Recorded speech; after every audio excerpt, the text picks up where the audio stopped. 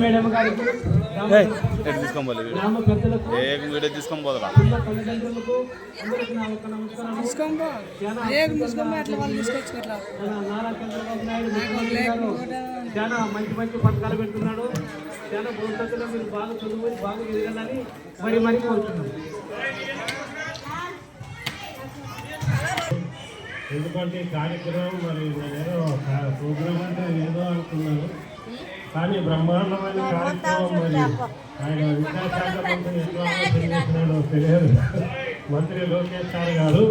ఇది మరి మంచి బ్రహ్మాండమైన కార్యక్రమము. అందరికీ కూడా అవగాహన, పిల్లలకైతే ప్రతి ఒక్కరికి ఇది మంచి ఉపయోగపడే కార్యక్రమం.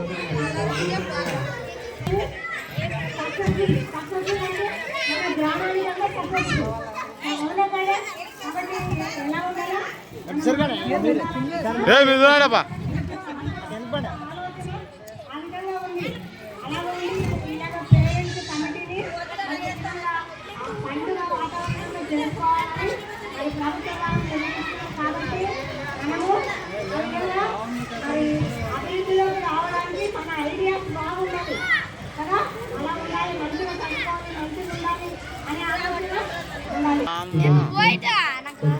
వీడియోలు బాగా కనపడుతుందా?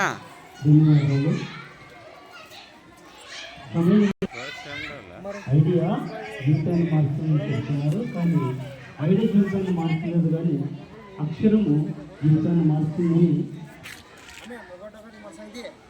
లోకంలో ఎవరిని అడిగినా చెప్తారు.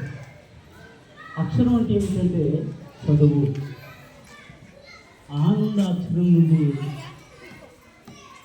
రావడానికి మనం అలలు నేర్చుకుంటూనే ఓ పదము నేర్చుకోవచ్చు, పదం నుండి జీవితాన్ని మార్చుకోవాలి. అందుకే ఈరోజు పౌరులు, ఈనాటి పిల్లలు రేపటి పౌరులు అవుతారని తెలియజేస్తున్నాను. కనుక పైన మరి నాయకులు కూడా పేరెంట్స్ వినిపించి ఈ ప్రోగ్రాం పెట్టి అందరికీ వినిపించినందుకు పిల్లలు కూడా ఇక్కడ జాలవాడి మగవాళ్ళైనా పిల్లలైనా చక్కగా చదువుకొని ఉపాధ్యాయులు చెబుతున్న